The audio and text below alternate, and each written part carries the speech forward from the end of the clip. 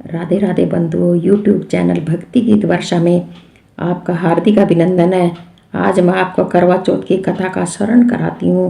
बोल करवा चौथ माता की जय। एक साहूकार के 7 बेटे और एक बेटी थी, जो कि सातों भाइयों की लाडली बहन थी। 8 भाई बहन एक साथ बैठकर खाना खाते थे।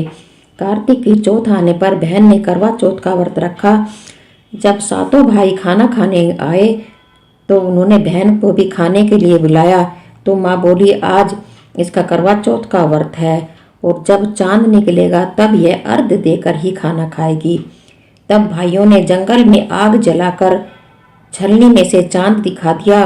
बहन भाभियों से बोली कि चलो अर्घ दे लो, चांद निकल आया है। भाभियां बोली, ये तेरा ही चांद निकला है, हमारा चांद तो रात को निकलेगा। बहन चांद को अर्घ देकर भाइयों के साथ खाने बैठ गई। पहला टुकड़ा तोड़ा, बाहर निकला। दूसरा टुकड़ा तोड़ा, छींक मारी। तीसरा टुकड़ा तोड़ा तो राजा के घर से बुलावा आया कि राजा का लड़का बीमार है, जल्दी भेजो। माँ ने लड़की के पहनने के लिए कपड़े निकालने को 3 बार बक्सा खोला। तीनों बार सफ़ेद कपड़े निकले। तब माँ ने वही कपड़े पहनाकर ससुराल भेज दिया। लड़की की साड़ी के पल्ले में एक सोने का सिक्का बांधकर माँ ने कहा कि रास्ते में जो भी मिले सबको पैर पड़ती जाना। जो तुझे सुहाग की आशीष देवे उसे ही यह सिक्का देकर अपने पल्ले में गांठ लगा लेना। रास्ते में किसी ने भी पैर पड़ने पर सुहाग का आशीष नहीं दी तो सबने यही आशीष दी, ठंडी हो, सब्र करने वाली हो, सातों भाइयों की बहन हो, अपने भाइयों को सुख देने वाली हो। अब ससुराल के घर पहुंची तो दरवाजे पर छोटी ननंद खड़ी मिली।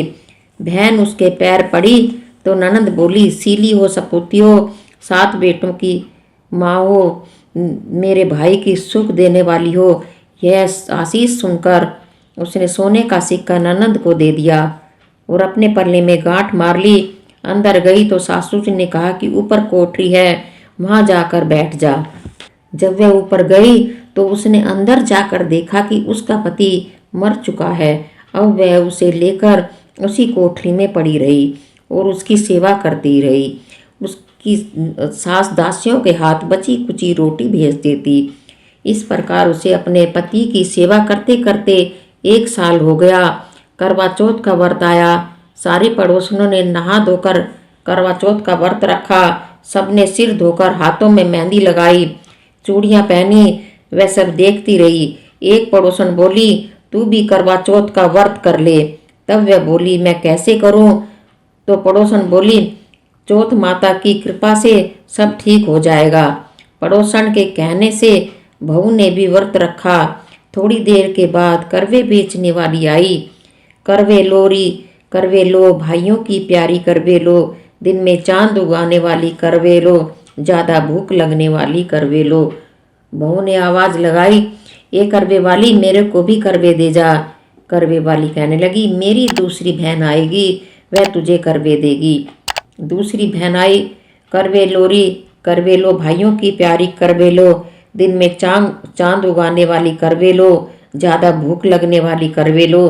बहू ने आवाज़ लगाई, ये करवे वाली, मेरे को भी करवे दे जा। दूसरी करवे वाली बोली, मेरी तीसरी बहन आएगी, वह तुझे करवे देगी। इस प्रकार 5 बहनें आकर चली गई, पर किसी ने भी करवे नहीं दिए। फिर छठी बहन आई और बोली, मेरी 7वीं बहन आई है, वह तुझे करवे देगी। तू सारे रास्ते में कांटे बिखेर कर रख देना, तब उसके पैर में कांटा चुभ जाएगा तो वह खूब चिल्लाती हुई आएगी। तब तू सुई लेकर बैठ जाना और उसका पैर पकड़कर मत छोड़ना और उसके पैर का कांटा निकाल देना। वह तुझे आशीर्वाद देगी तो तुम उसके करवे मांग लेना, तब वह तुझे करवे देकर आशीर्वाद देगी तो तुम तुझे आशीर्वाद देकर जाएगी, तब तो उद्यापन करना, जिससे तेरा पति अच्छा हो जाएगा। अब उसने वैसा ही किया। सारे रास्ते में कांटे बिछा दिए। जब 7वीं बहन करवे लेकर आई तो पाँव में कांटा चुभने के दर्द से खूब चिल्लाती हुई आई, तो उसने उसका पैर पकड़कर छोड़ा ही नहीं और उसका कांटा निकाल दिया।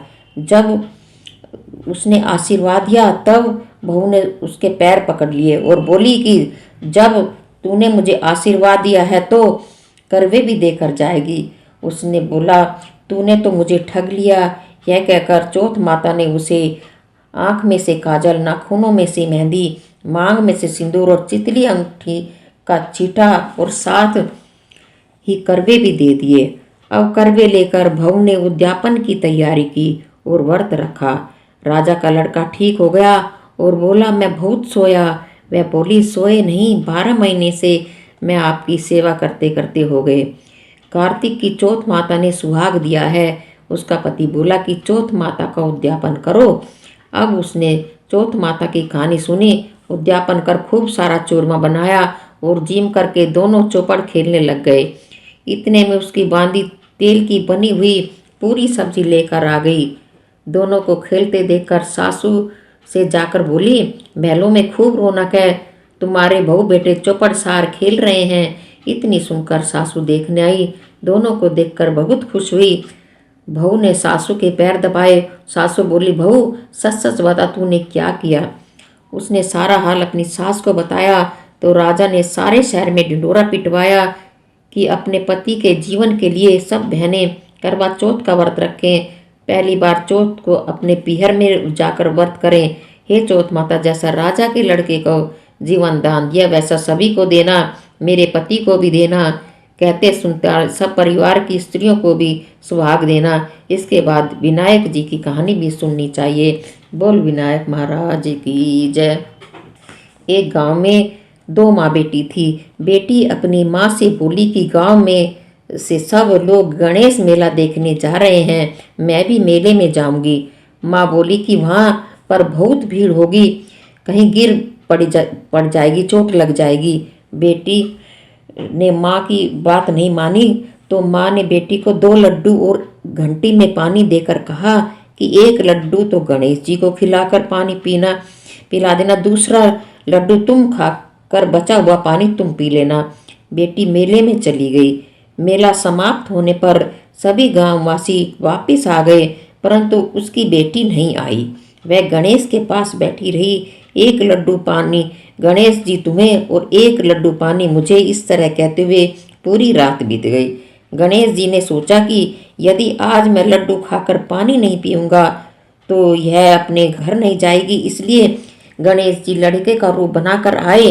बेटी से लड्डू लेकर खाया और पानी भी पिया और कहा, कुछ मांगो। बेटी ने मन में सोचा, क्या मांगूं?